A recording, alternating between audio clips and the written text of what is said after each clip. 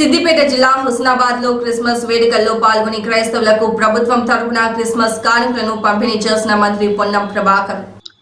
Husnabad municipality అభివృద్ధిపై ప్రత్యేక దృష్టి, భూ నిర్వాసితుల సమస్యలను త్వరితగతిన పరిష్కరించి గౌరవల్లి ప్రాజెక్టు పూర్తి చేసేలా కృషి చేస్తానని అన్నారు.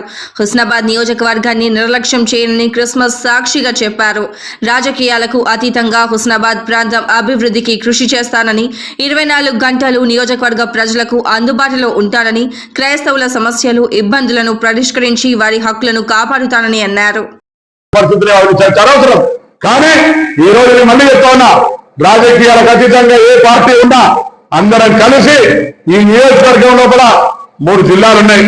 ఈ కలెక్టర్ గారు వస్తే ఎలకతుర్తి డీంబేరుపల్లికి సంబంధించిన అంశం తెలియదు, ఆ కలెక్టర్ గారు వస్తే సూర్యమావుడి సైదాపూర్ సంబంధించి తెలియదు, ఇక్కడ ప్రజల అభిప్రాయం ఈ ప్రజల అభిప్రాయం ప్రకారంగా జరిగిందా ఆ అంశం తెలియదు. ఇటువంటి అనేక అంశాలు ఉన్నాయి, అనేక అంశాలను మా దృష్టిలో ఉన్నాయి. వాటన్నిటినీ కాలానికి అనుగుణంగా, ప్రజల అభిష్టానికి అనుగుణంగా తప్పకుండా నిర్ణయం తీసుకుంటామనే మాట సందర్భంగా నేను మనం చేస్తా ఉన్నా. బాధ్యత ఉంది, కష్టపడి పనిచేసేటువంటి విధానం తెలుసు. తెలంగాణ కోసం కొట్లాడిన బిడ్డగా పార్లమెంటులో మీరారాడు పార్లమెంటు పంపిస్తే ఏ విధంగా గౌరవాన్ని పెంపొందించడమో ఇవాళ మళ్ళా హుస్నాబాద్ కీర్తిని నన్ను మీరందరూ కూడా ఆశీర్వదించుకుంటారు. నేను మీ హుస్నాబాద్ నియోజకవర్గ సేవకుల్ని, రాష్ట్ర మంత్రిని, రాష్ట్ర అభివృద్ధికి భాగస్వామ్యం చేస్తూనే హుస్నాబాద్ నియోజకవర్గ ప్రజల సమస్యల పరిష్కారానికి నిరంతరంగా కార్యాలయం ఉంది. మీరు ఏదైనా ఇష్యూ ఉన్నా రండి, కాఫీ రాయండి. 24 గంటలు నా వ్యక్తి అక్కడ అందుబాటులో ఉంటాడు. నేను కూడా ఇక్కడ లేకపోతే శాసనసభ సమావేశాలు, నా డిపార్ట్మెంట్ రివ్యూలో లేదా ఇతర రాష్ట్రాల్లో పార్టీ నాయకుడిగా నేను కాంగ్రెస్ పార్టీ నాయకుడిని. ఈరోజు కాంగ్రెస్ పార్టీని బలోపేతం చేస్తున్న అంశం కూడా నా బాధ్యత ఉన్నది. నేను కింది క్షేత్రస్థాయి నుంచి వచ్చిన రాష్ట్ర స్థాయిలో కూడా కాంగ్రెస్ పార్టీకి సంబంధించినటువంటి కార్యక్రమాల్లో కూడా పాల్గొంటాం.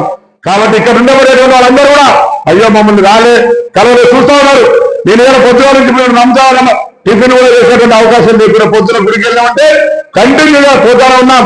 మళ్ళీ 4 గంటలకి హైదరాబాద్ లో ఓలా డ్రైవర్స్, టాక్సీ డ్రైవర్లకు సంబంధించి రాహుల్ గాంధీ గారు ఎన్నికలు ఇచ్చిన వాగ్దానం మేరకు ఏఐసిసి కార్యదర్శి ఠాక్రే గారితో పాటుగా అక్కడ ఉండబడేటువంటి ఢిల్లీ నుంచి ఏఐసిసి నుంచి వ్యక్తులు వస్తా ఉన్నారు.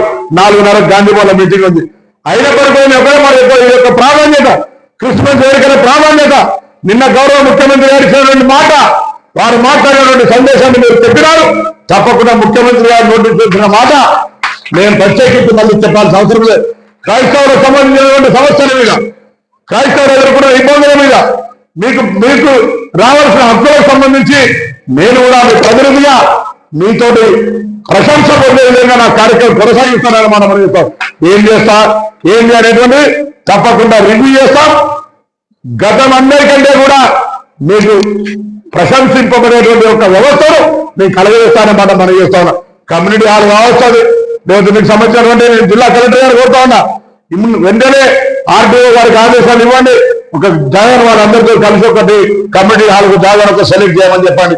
దాంతో పాటుగా నాట్ ఓన్లీ క్రిస్టియన్స్, ఎక్కడైనా మతపరమైనటువంటి శ్మశాన వాటికలు ఉండాలి.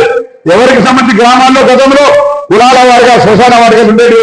సరే, శ్మశాన వాటికలు కట్టినప్పటికీ కూడా ఇంకా ఒకవేళ ఎక్కడైనా అటువంటి అవసరం ఉందనుకుంటే ప్రతి ఊరికి అనేటువంటి అసాధ్యం కావచ్చు, స్థలం ఉన్నటువంటి పరిస్థితుల్లో, కానీ ఎక్కడుంటే అక్కడ